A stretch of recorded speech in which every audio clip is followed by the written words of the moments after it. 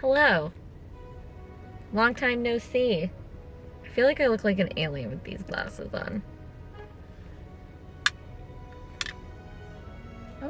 Oh no.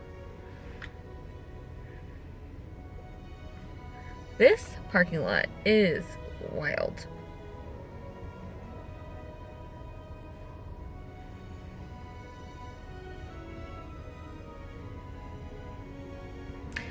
Anyway, so hello. Welcome back, folks, to the chaos, which is my life. I'm looking for the stand here, but I can't find it. And that's a problem for me, not you.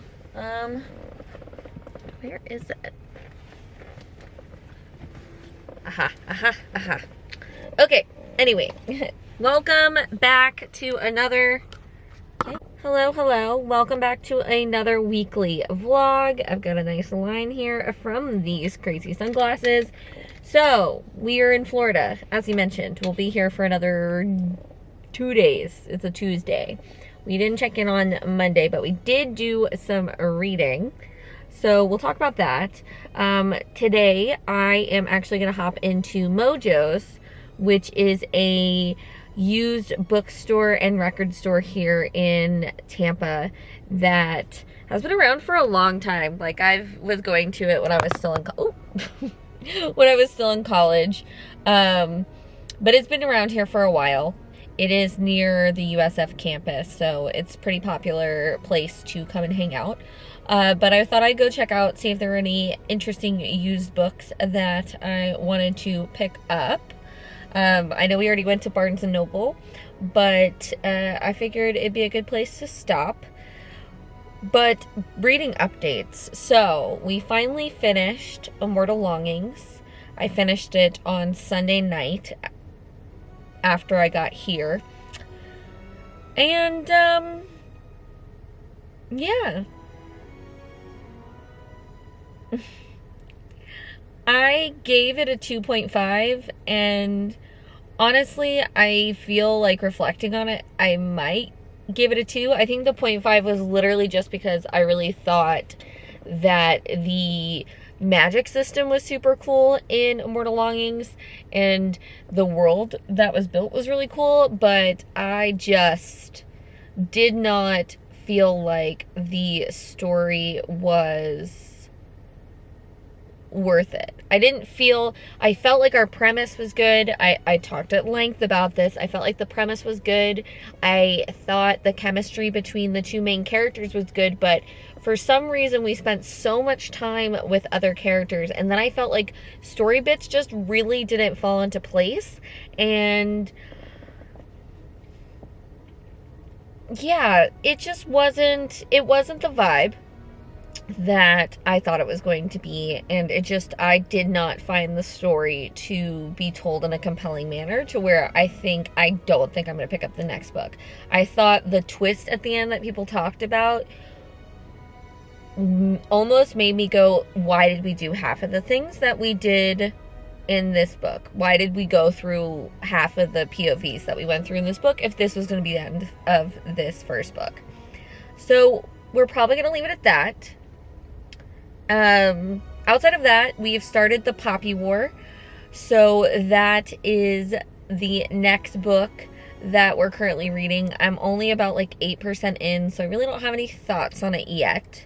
But I also snagged the audiobook, so I'm hoping that can help me kind of make my way through it a little faster, since the Poppy War is like 540 some odd pages or so. So that is going to be the next one we're going through. I know that people really love this series by R.F. Kuang, so I am looking forward to my first foray into R.F. Kuang, since I've put Babel on the back burner just for time constraints. But yeah, let's hop into the bookstore, and I will see you in a bit.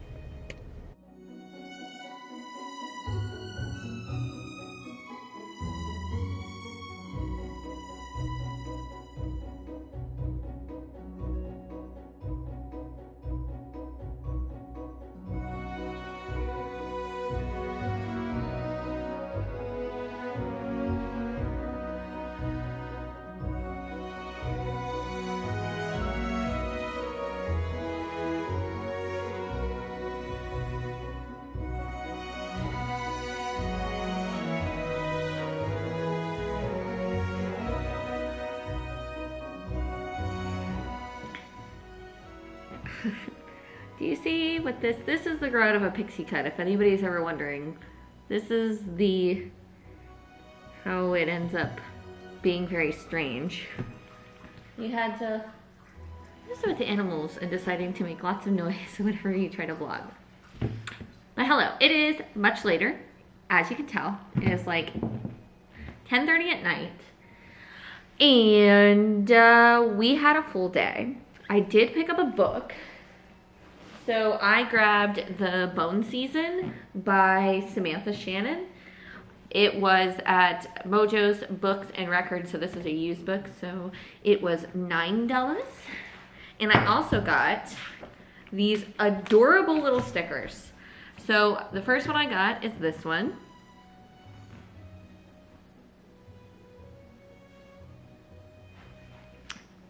And it says, I just want to read books and be emotionally crippled by the deaths of fake people who never existed. Is that too much to ask? And then the other one I thought was so appropriate for our TBR because we've been doing TBR tarot cards, and it's a tarot card and says the TBR. So I thought those were super cute and wanted to grab them. But let's chat a little bit about our reading for today. So we are about 20 or so % through The Poppy War, the first book in this trilogy by R.F. Kuang. Sorry, the dogs are making lots of noise. And I am absolutely loving it. I totally get why everybody raves about this book series because it is the, I think, quintessential story of our hero going to a school and learning things and kind of being the underdog, and there's all these kind of underlying things they're learning about the world as they're in this school. So if you're not familiar with the Poppy War, it is set in, I believe it says like an alternate 20th century China, and it revolves around a girl named Rin. She is an orphan from the Second Poppy War, and so she was given to a village couple who sell opium on the down low, but not so down low, down in the south of this country. And Rin is abused by these people, essentially. They take advantage of her, and at the start of the story, we are introduced that she is basically being married off to this man who's like 3 decades older than her, in exchange for them getting like a little kickback for them to be able to trade their opium and things like that. So Rin becomes desperate because she does not want to get married, and so she goes to this teacher in the village and convinces him to let her train for this big test that they do every year. Stop it. Dogs. This big test that they do every year, and this test allows them to go to these different types of schools across the country. And the only one that she can get into and have it completely paid for is like the Mac Daddy school. So it's like the war school. It is called, let me just double check this name for you. It's a school in Sinengard, which is like the capital city in the north, and they pay for your tuition. So really it's her only option to get out of this village and not have to marry this older man.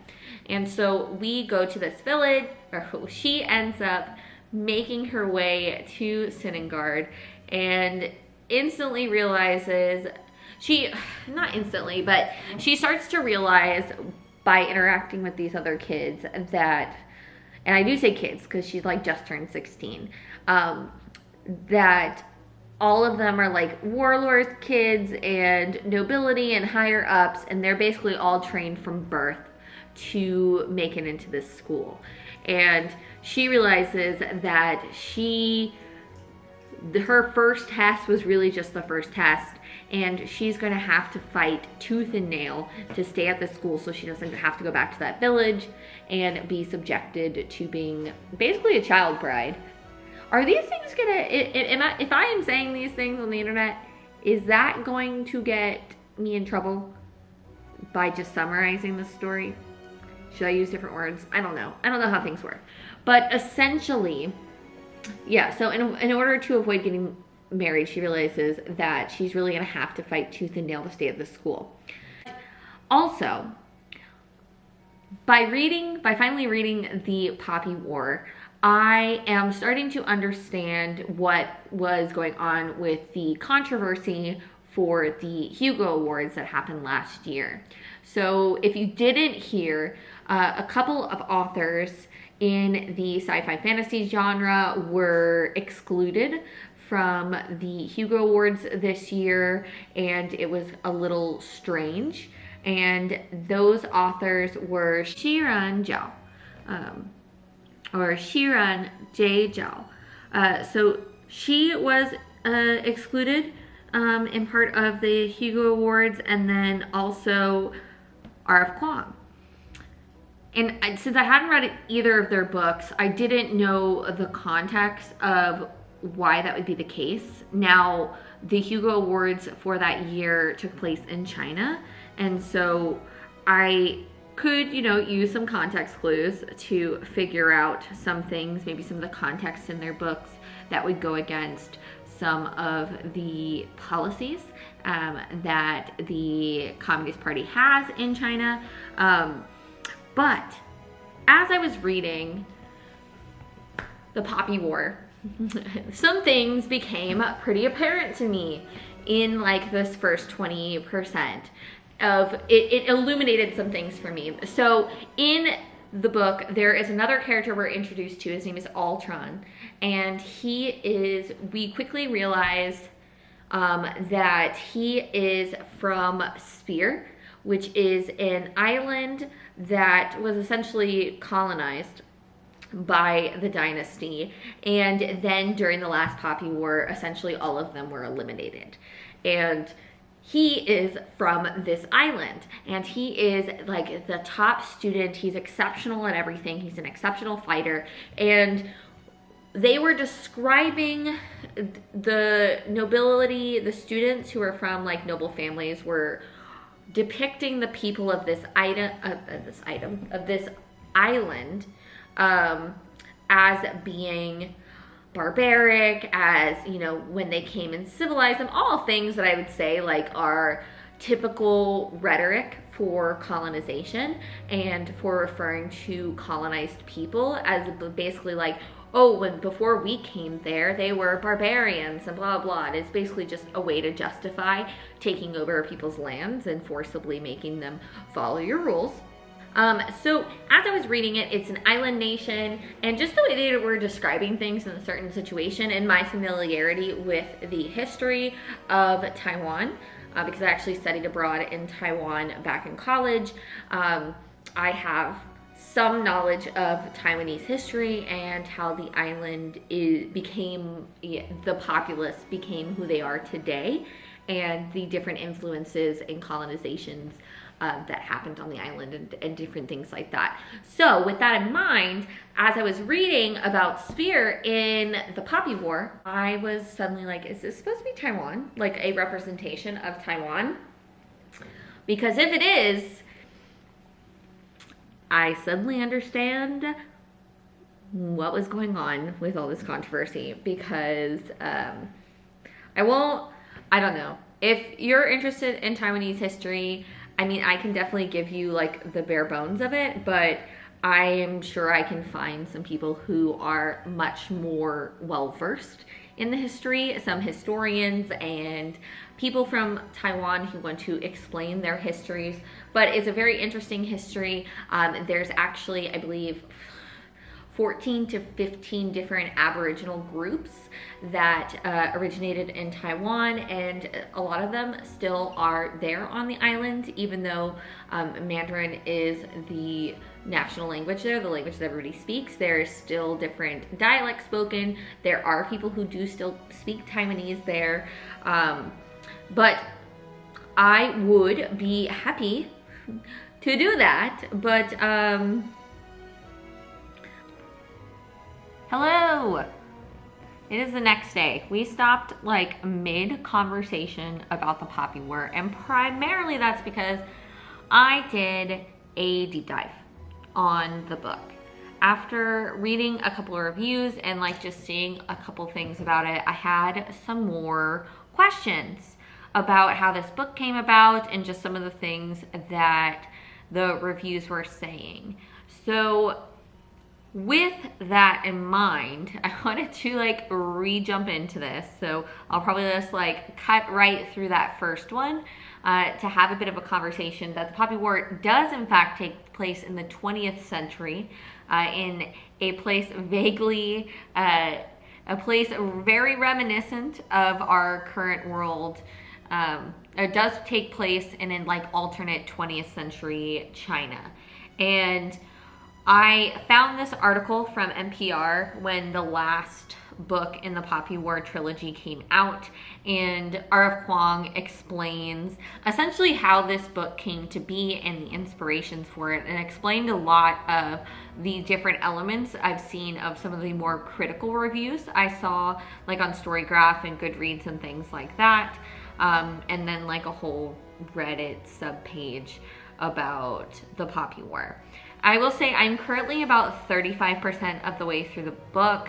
I actually am taking a little bit of a break just because it is a bit heavier. And I'll be honest, like, I like the book, but I do feel like this first half, I'm almost to the end of part 1 going into part 2, and I do feel like this first half has been a bit of an ebb and flow when it comes to the pacing and my interest in it. So I have the audiobook that I rented, and then I have the physical book that I'm reading, but I am struggling with the audiobook a little bit to kind of catch up, and I want to make sure that I finish this before the end of April. So I'm just taking a bit of a break, a little brain break for today. And I was trying to do my last 2 books.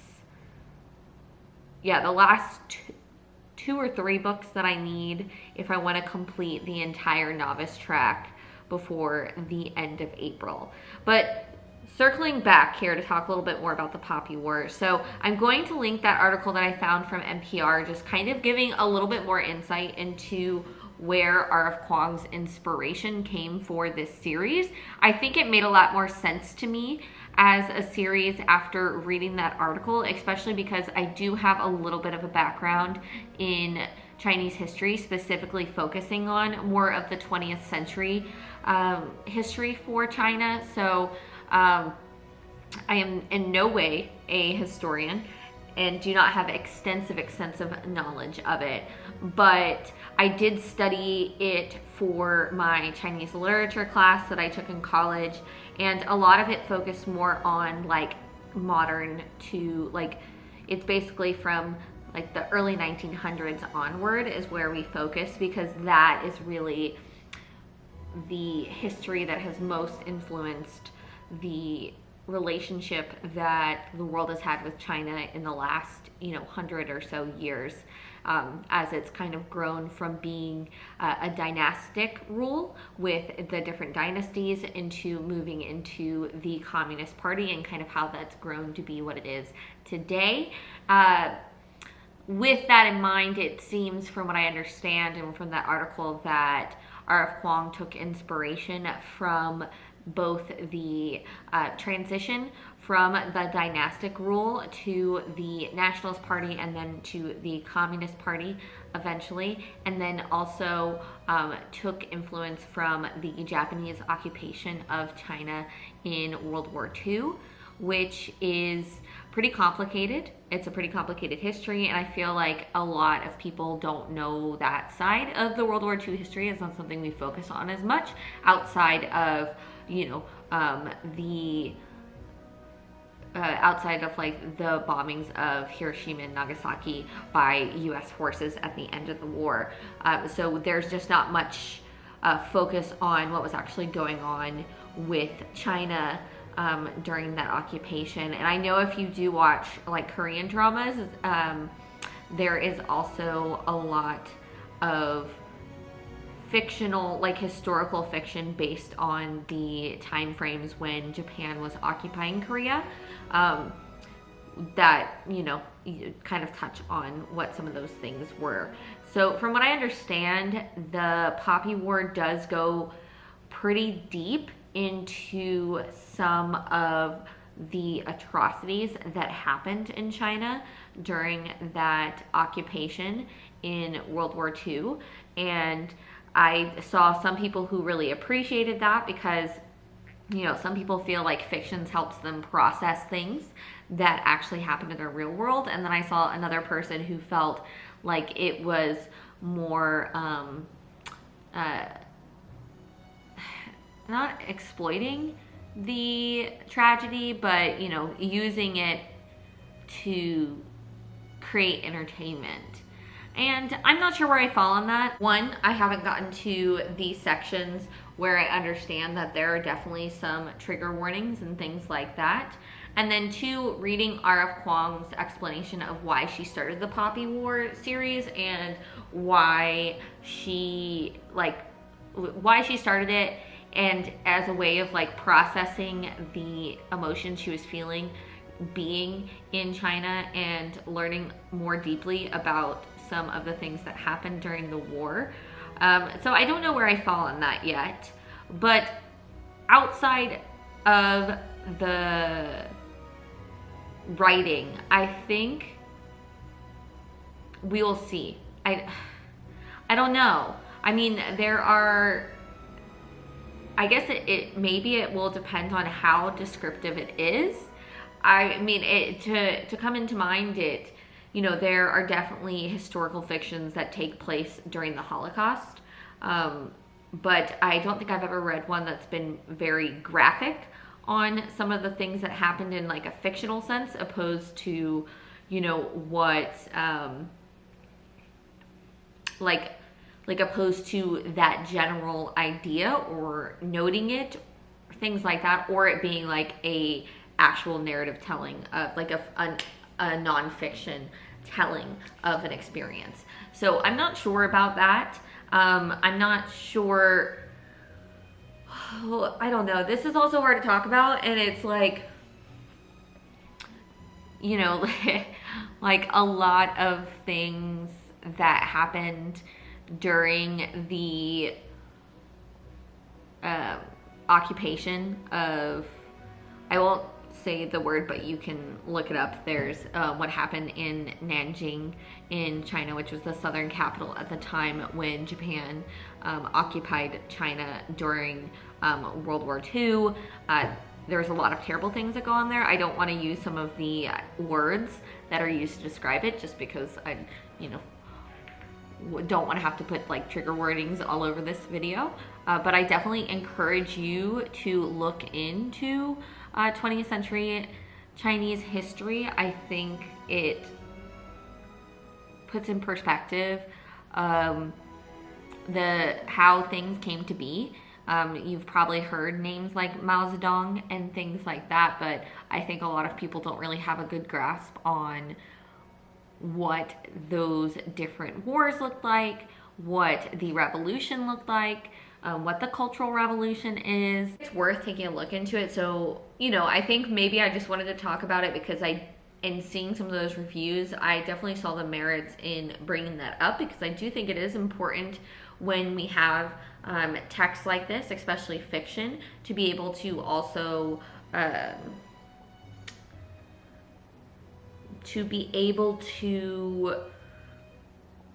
anchor it. That's the word. To be able to anchor it in the actual history that's influencing it. Because I do think sometimes fiction allows us to better come to terms with things that happened in our history. But I do think like also being able to contextualize that in the actual historical text is very helpful. So, you know, I don't want to debate this particular book and my thoughts on how it's handled it, because I just don't really think that's my place to have that conversation, specifically not being somebody who is an actual scholar in the subject. But I just wanted to talk about it because I think it's important for people who have enjoyed the book to make an effort to maybe learn a little bit more about this time period. And I'll link that article that R.F. Kuang kind of just hints to the things that influenced the Poppy War trilogy. So that will give you, some keywords that you could look up to learn a little bit more about those transitions that were made in China in the early, 20th century, going into more of what we know of the Chinese political system to be today. And just, what the other side of the world was going through at the same time that the West was warring. There were things happening on the eastern side of the world as well. So I do think that's important to know and important to look into and get a whole picture of what that looks like. So that is my rant about that. I don't really know if that tells you much about my feelings of the book. Like I said, I decided to take a little bit of a break today from it. I just don't think I was in the mood for it. I think that I was getting a little bogged down with some of the training and stuff. And I'm sorry, I know I'm getting the shadow from my hat, but my hair is a mess. Also, don't you love how this hat says, "Love that for you"? I feel like, what a vibe.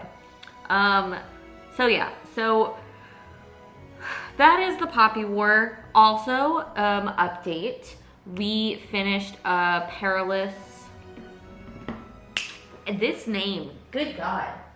A Perilous Undertaking, the second book in the Veronica Speedball series. We just finished that today. Gave that 4 stars, another good time. I'm really enjoying those books. I think I'm gonna have to start getting the physical ones because it doesn't look like many more of the audiobooks are available, which is fine because sometimes I do feel like with the mysteries, the audiobooks are a little hard for me because sometimes I'm just not deep enough in it to track the mystery.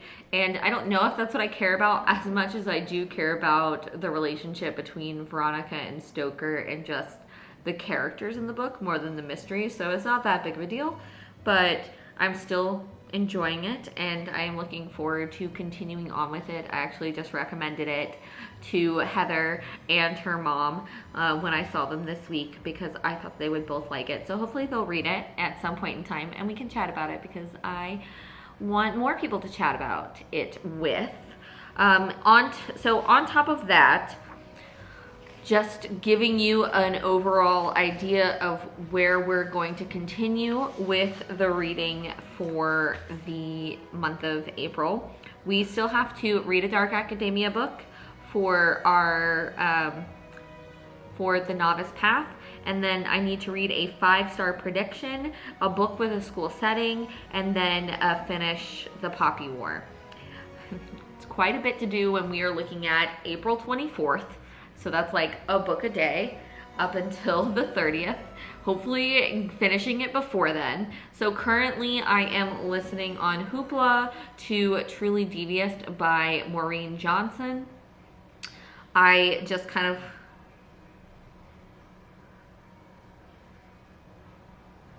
hold on one second. So I picked up this book, Truly Devious. I essentially was looking for books with school settings.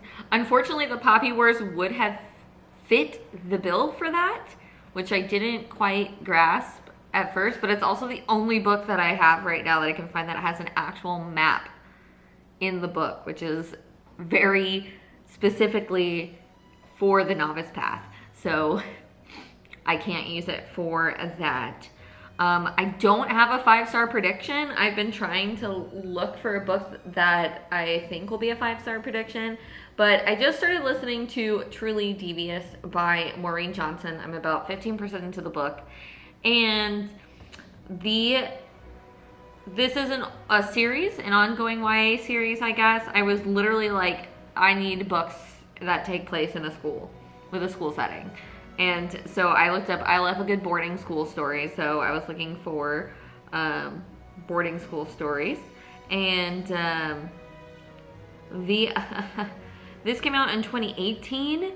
The summary for this is, for any of you who haven't read it, so it's a trilogy, that takes place in Ellingham Academy, which is a private school in Vermont for the brightest thinkers, inventors, and artists. And we focus on Stevie, who is a true crime fanatic, and she wants to solve the cold case from this school.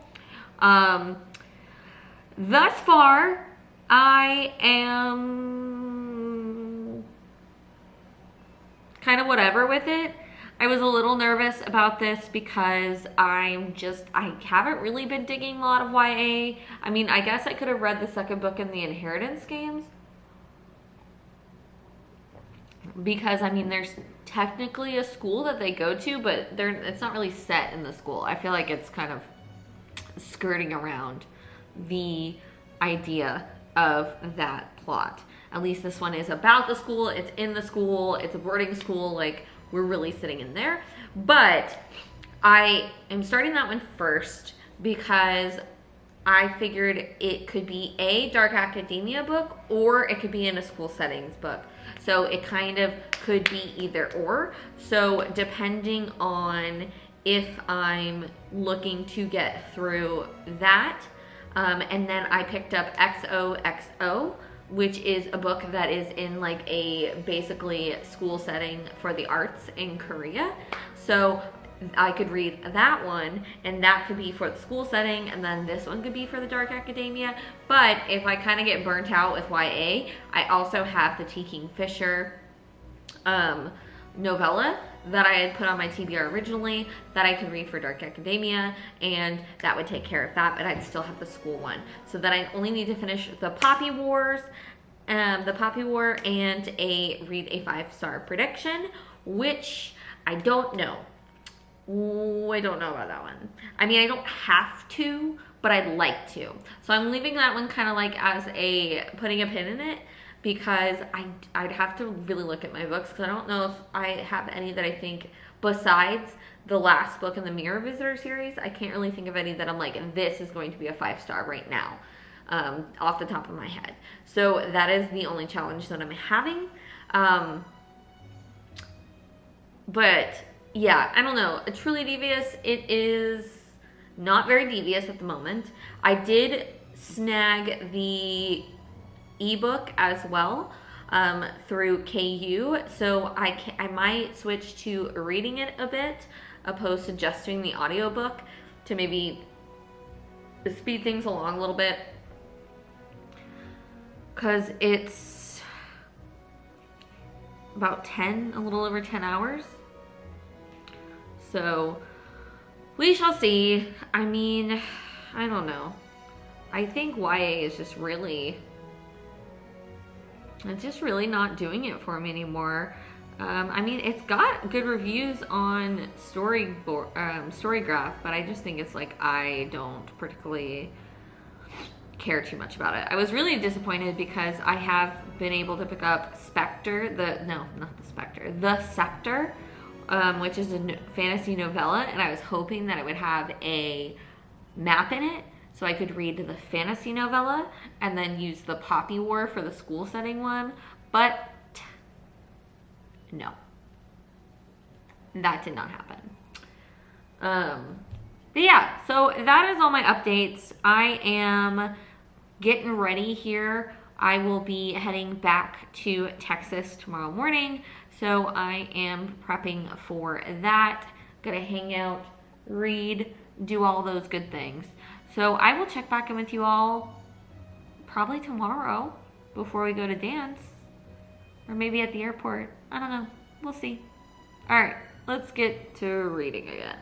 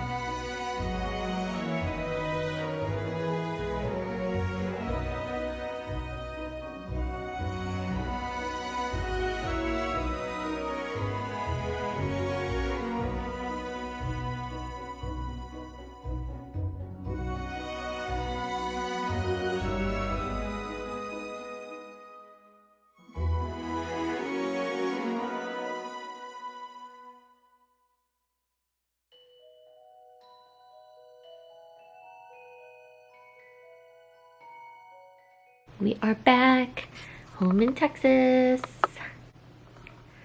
And my skin is so bad right now. But I got some fake nails, which you would have seen last night.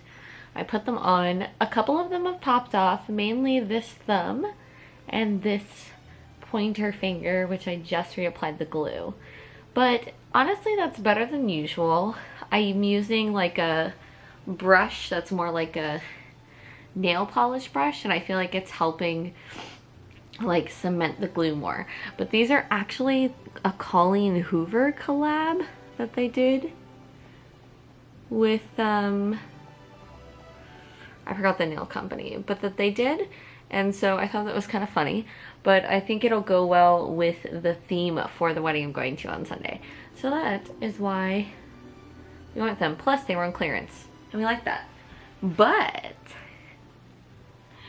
we have some unboxing to do. I'm so excited. I have literally been waiting for this. I've literally been waiting for this box for so very long. This was a mystery box from faecrate. They were having like a sale way back at the beginning of the year. And so I grabbed it.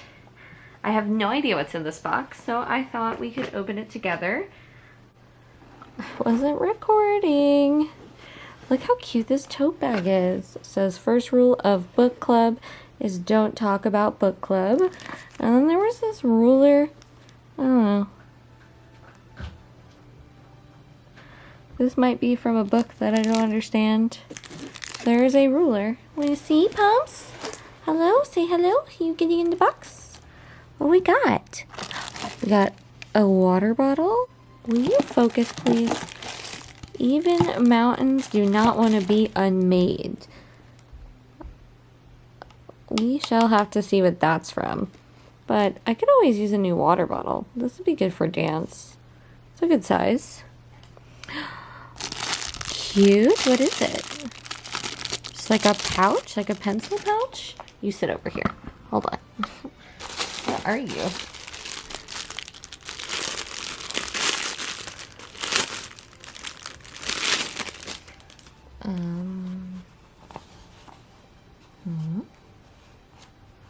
Like a drink holder? I am confused. A koozie? Just a koozie of some sort?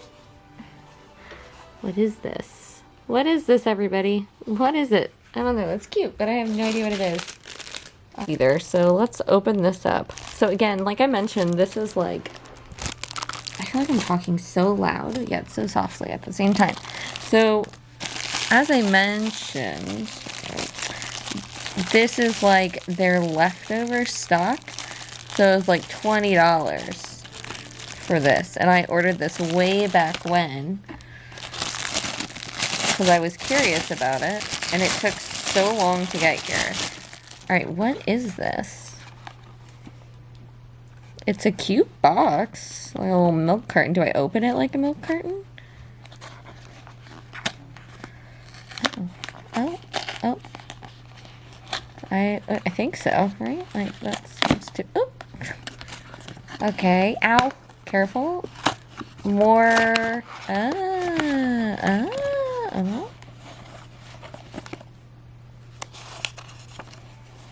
Oh, maybe I wasn't supposed to open it all the way. I think I broke it. Oopsie. Okay, well, I broke it. Can I fix it, maybe? I didn't know. How was I supposed to open this? Is it supposed to sit like this? Headband? You can't see it?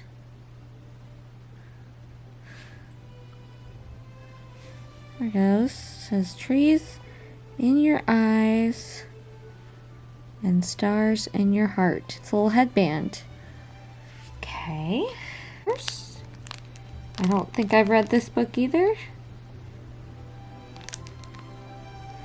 Alright, it's from Legendborn, which I have yet to read, but I've heard good things. They're very pretty.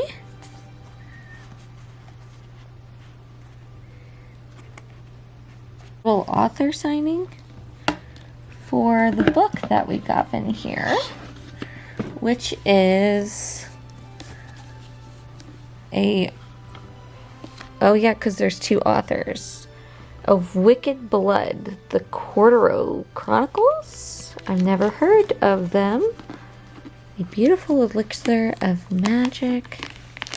I don't know, hold on. Sparkly edges. Can you see this? Very sparkly. And a little bookmark.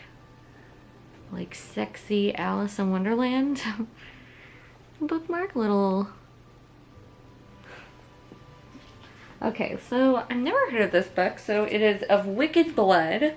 Olivia Wildstein. I think it's Stein, because it's E-I-N, Wildstein. And Katie Hayas. Okay, it looks like it's two perspectives, so they each write a perspective. So, it says, no rest for the wicked or the cursed. Slate. I didn't mean to steal the bloodstone from Demoral's crypt.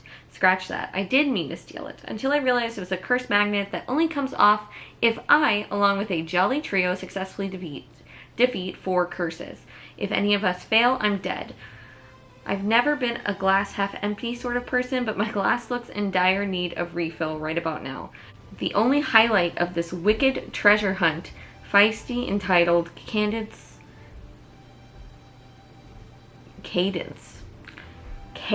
de Morel. And then this is from Cade's point of view. This must be a romantasy. I was raised on tales of magic in a small town reputed to be the birthplace of French witchcraft. Did I believe all the stories I heard? Absolutely not.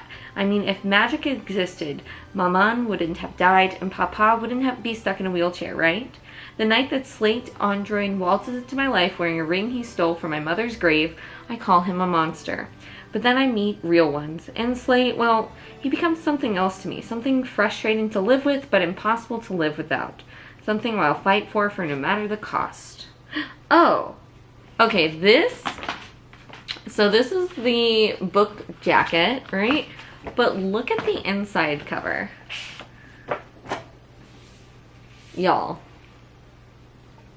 Can you focus, please? Focus on this for a second, please.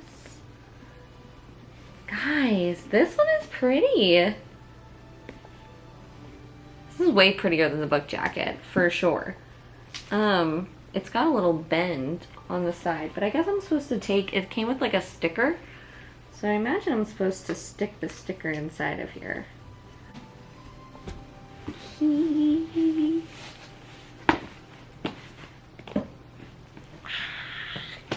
It's like presents. It is presents.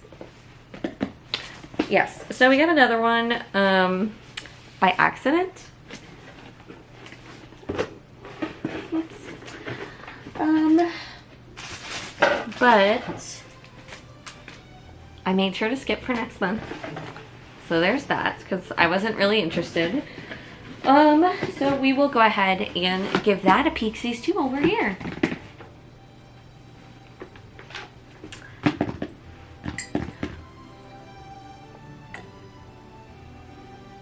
I feel like my voice is going. I also don't know. Can anyone tell me what this coaster set is from? It says like Omnis Vir Lupus. And then shit escalates. Do we know? Does anybody know? Let me know. Let me know if you do. I can't believe I broke that box. I mean, I can. Okay, let's see the cool stuff we got in our illumicrate box.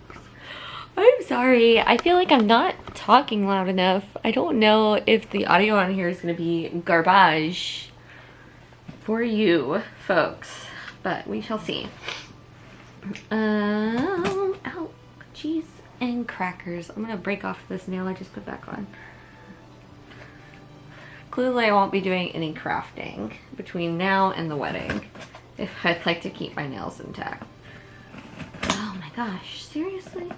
We really take these damn boxes. I will say these illumicrate boxes are great for setting your camera on them. They have a really good height, like on the sides. Get some good height on them. Oh my gosh, I hate these kind of boxes where you gotta like fold it out. Especially not good with nails. And then we got all these papers. Okay. So as I mentioned, the theme for this illumicrate was magic and science. Magic versus science for April. And oh yeah, we have a puzzle. That's right. It's a pencil tin.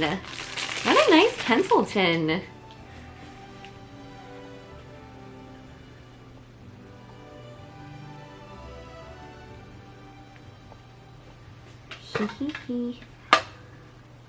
This says, so it says, I wish for you to go, I wish for you not to go anywhere without me. In this world and the next, I wish for you to choose me.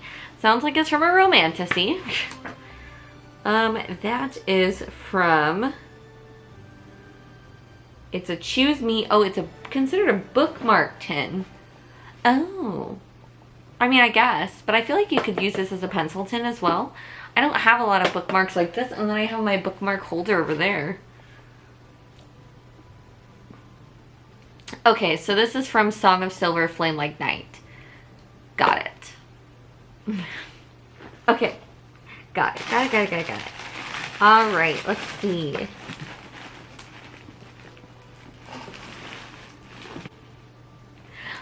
Look how cute. It's a puzzle. And look how cute this box is. Like, what a good box for it.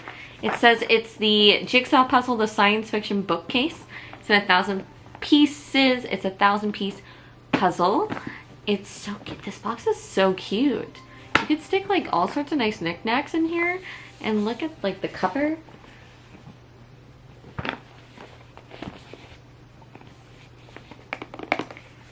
Cool. This is super cool. Just like the box itself. I'm excited about the box.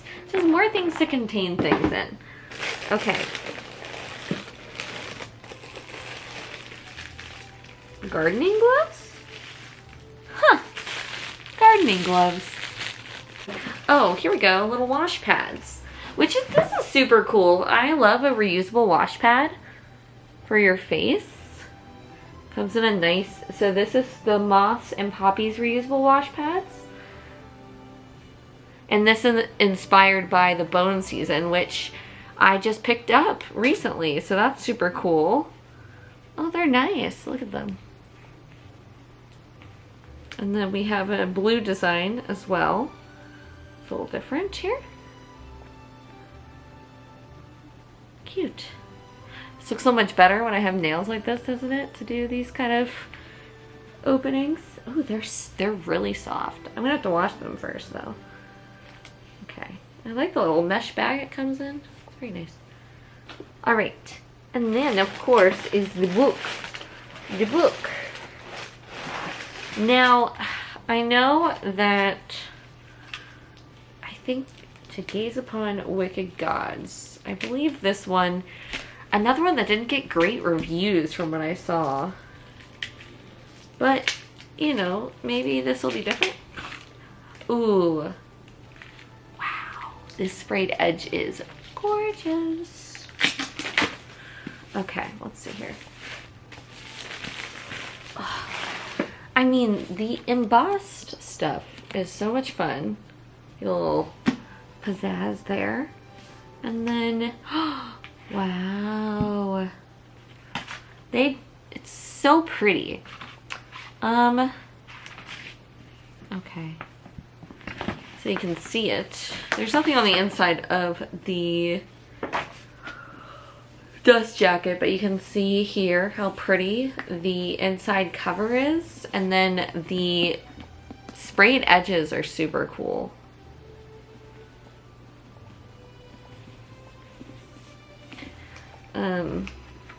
Nice. And then there is an inside on here, I guess this is our main character, who goes by the name of Yang Ruying. And then we have the, oh no, yeah. And then we have Anthony, this man right here. Is this supposed to be another Antony and Cleopatra retelling? Like Immortal Longings here? So it says, heroes die, cowards live. For as long as Yang Ruying has been alive, the Emperor of Arlong has been occupied by Romans who mercilessly defeated the magic of her people. Now the invaders advance science, technology, and military make them gods. But Ruying is special, having been blessed by death and born with the ability to pull life out of mortal bodies. When Antony, the second prince of Rome, uncovers Ruying's power, he offers her an impossible deal. If she becomes his private private assassin and eliminates his political rivals, her family will be protected. Can Ruying trust this prince whose promises of a better world make her heart ache and whose smiles make her pulse beat faster? Are the evils of their agreement really in the service of a much greater good? Or will she betray her entire nation to guard those she loves the most? And that is To Gaze Upon Wicked Gods by Molly Chung. So that is the illumicrate book for, goodness gracious, for April. Again, I did look this up on Storygraph and the reviews were mixed, but we shall see. I guess we could look up Of Wicked Blood and see what that looks like real quick. Okay. It's got a 3.94 on Storygraph. Yeah. Sweet. Okay. I'm feeling better about that situation. I mean, not to say I'm going to agree with it, but at least I feel like we're saying there's a chance. Yeah, so I'm going to get this all together because I have to go to dance in an hour. Less than an hour, like 30 minutes. But I was going to tell you, while we're chatting here, that I did, it's probably very loud, okay, that I did finish Truly Devious on the plane today. I listened to the audiobook and I really liked it. I was actually kind of surprised. I was a little worried. So when I first started it last night, I found the intro, like I would say like the first like 50 pages, I was a little unclear of whether or not I was going to vibe with the writing style of the author.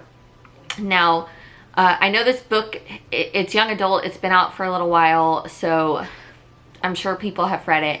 But if you haven't by chance, if you're like me, and you haven't read it before, there is like timeline jumps, so there's two congruent stories going on at the same time, and it is a trilogy, and it does have an abrupt ending. So I will say, like, we don't really have a full resolution at the end of this first book for some of the mysteries that we're following, which I kind of liked because I was like, oh, is this trilogy, how is she going to hit her next mystery and her next mystery? You know, like, for example, like how Veronica Speedwell, there is like the overarching character growth of her and Stoker through the books, but like, you know, each book is a new mystery. So I was a little worried because I feel like it's kind of like the Pretty Little Liars kind of trap here with some of these young adult ones, is after we've taken that like primary murder mystery, we kind of lose the story and we continue on when perhaps we shouldn't have. Situation, you know what I'm talking about? I feel like it happens with some of those young adult TV shows and novels that take place in a school and it revolves around like one murder. Like I felt like with when I watched Riverdale, I wasn't really motivated to watch beyond the first season because I was like, I felt like that story there was really a capsule, and now where are we going from here? We have to kind of manufacture different things and come up with continuing stories, and sometimes that can go wrong. And so I tend not to continue on with stories like that because I do worry that once we've completed this initial opener, this initial start to the rising action and things like that, that sometimes we lose the fun of that story. But for this one, it does end abruptly, so we didn't get a full resolution on exactly what's going on entirely. So I think that was a good place to be. But yeah, the first 50 pages were a little rough for me.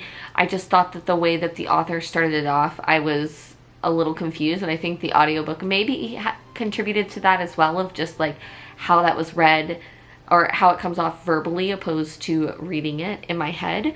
But I felt like once we got to the school and we had the character of Stevie really getting entrenched into the school, and the mystery started to unfold, and we kind of started laying out the pieces and meeting the other characters that she would be living with at this boarding school, that I really enjoyed it. I think Stevie is an interesting character. I thought her representation for things like anxiety and panic attacks was very interesting.